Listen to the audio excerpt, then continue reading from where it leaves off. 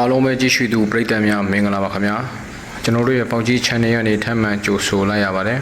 ဒီနေ့ဗီဒီယိုလေးကတော့သိပ္ပံပညာရှင်များကအချိန်မရွေးငလျင်ထပ်ဖြစ်နိုင်တယ်လို့သတိပေးထားတဲ့ဂျပန်နိုင်ငံရဲ့နိုင်ခိုင်ကျောက်လို့ခေါ်တဲ့အကြီးစားငလျင်နဲ့ဆူနာမီအကြောင်းကိုပြောပြပေးသွားမှာဖြစ်ပါတယ်ရင်ခုန်စိတ်လှုပ်ရှားစရာကောင်းတဲ့အကြောင်းအရာတစ်ခုဖြစ်မှာမို့အဆုံးထိလိုက်ကြည့်ဖို့တိုက်တွန်းလိုက်ရပါတယ်ခင်ဗျာပထမဆုံးအနေနဲ့ဂျပန်နိုင်ငံဆိုတာငလျင်တွေဆူနာမီတွေနဲ့ရင်းနှီးပြီးသားနိုင်ငံတစ်နိုင်ငံဖြစ်ပါတယ်ဂျပန်နိုင်ငံဟာမီးတောင်ကွင်း Range of Fire လို့ခေါ်တဲ့နေရာထဲမှာရှိနေတာကြောင့်ငလျင်တွေဆူနာမီတွေမကြာခဏဖြစ်ပေါ်လေရှိပါတယ်ဂျပန်နိုင်ငံရဲ့တောင်ဘက်ကမ်းရိုးတန်းတစ်လျှောက်မှာ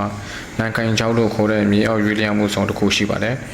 ဒီဇုံဟာတမိုင်းတစ်လျှောက်မဂနီကျူ 8.0 ကနေ 9.0 ထိငလျင်ကြီးတွေကိုဖြစ်ပေါ်စေခဲ့ပြီးနောက်ဆုံးအကြီးစားငလျင်ကတော့1946ခုနှစ်မှာဖြစ်ခဲ့တာပါသိပ္ပံပညာရှင်တွေကဒီဇုံမှာအချိန်မရွေးနောက်ထပ်ငလျင်ကြီးထပ်ဖြစ်နိုင်တယ်လို့သတိပေးထားပါတယ်ယခု2025ခုနှစ်အတွင်းဂျပန်မိုးလေဝသဌာန GMA နဲ့သုတေသီတွေရဲ့လက်တလောသတိပေးချက်များအရနိုင်ခိုင်ကျောက်ကမ်းရိုးတန်းမှာမဂနီကျူ 9.0 ထိအင်အားအလွန်ပြင်းတဲ့ငလျင်ကြီးအချိန်မရွေးဖြစ်ပေါ်နိုင်တယ်လို့သတိပေးထားပါတယ်။ငလျင်ကြီးဖြစ်ပေါ်လာပါကလည်းဂျပန်ကမ်းရိုးတန်းဒေသများဖြစ်တဲ့တိုခိုင်၊တိုနန်ခိုင်၊နန်ခိုင်ဒေသတွေမှာငလျင်နဲ့ဆူနာမီအန္တရာယ်တွေလည်းကြုံရနိုင်တယ်လို့သတိပေးထားပါတယ်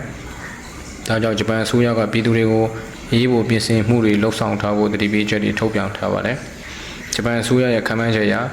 နိုင်ကိုင်ကျောင်းငလျင်ကြီးဖြစ်ပေါ်ပါကလူပေါင်း3သိန်းကျော်တည်ဆုံပြီးဆုံးရှုံးမှုထရီလီယံချီဖြစ်နိုင်တယ်လို့လည်းခန့်မှန်းထားပါတယ်။ဂျပန်ရဲ့မြို့ကြီးများဖြစ်တဲ့တိုကျို၊အိုဆာကာ၊နာဂိုယာ၊ရှီဇူအိုကာစတဲ့မြို့ကြီးတွေမှာအဆောက်အအုံများပြိုကျပျက်စီးပြီးလူနေမှုစနစ်ပြတ်တောက်သွားနိုင်တယ်လို့လည်းခန့်မှန်းထားပါတယ်။ထို့ကြောင့်ဂျပန်အစိုးရအနေနဲ့ငလျင်တန်းခံအဆောက်အအုံများတည်ဆောက်ခြင်းဆူနာမီသတိပေးစနစ်များတိုးမြင့်ခြင်းပြည်သူများအားငလျင်အန္တရာယ်ကာကွယ်နည်းများလေ့ကျင့်ပေးခြင်း AI နဲ့ Big Data များသုံးပြီးငလျင်ကြိုတင်ခံမှန်းမှုများလှုပ်ဆောင်နေခြင်းရေးဖို့ကေစရေးအဖွဲ့များကိုလေ့ကျင့်ပြင်ဆင်မှုတွေလှုပ်ဆောင်နေပါတယ်။ဂျပန်အစိုးရရဲ့စနစ်တကျစီမံမှုတွေနဲ့ပြည်သူတွေရဲ့ပူးပေါင်းပါဝင်မှုတွေကြောင့်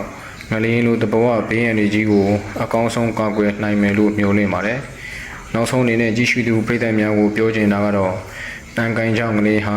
ကြိုတင်သတိပေးချက်မရှိဘဲရုတ်တရက်လှုပ်ခတ်နိုင်ပါတယ်။ဒါကြောင့်ဂျပန်ကိုခီးသွားမယ်ဆိုရင်ငလျင်ဘေးကာကွယ်ရေးအချက်လက်များကိုကြိုတင်လေ့လာထားစေချင်ပါတယ်။ငလျင်ဘေးဒဏ်ကိုတားလို့မရပေမဲ့ကြိုတင်ကာကွယ်နိုင်အောင်ဒီဗီဒီယိုလေးကနေကြည့်ရှုသူပရိသတ်များကိုမျှဝေပေးလိုက်ရပါတယ်ခင်ဗျာ။ကျွန်တော်တို့ရဲ့ပေါက်ကြီး channel လေးကနေမြင်စိတ်ဝင်စားစရာကောင်းတဲ့အကြောင်းအရာလေးတွေကိုတင်ဆက်ပေးသွားမှာမို့ like and subscribe လေးနှိုက်ထားပေးကြပါဦးနော်။ဒီဗီဒီယိုလေးတွေကိုကြည့်ပြီးဘယ်လိုအကျိုးသက်ရောက်မှုရှိတယ်ဆိုတာကို comment မှာမှတ်သွားပေးကြပါဦးခင်ဗျာ။နောက်ဗီဒီယိုတွေမှာပြန်တွေ့ပါမယ်။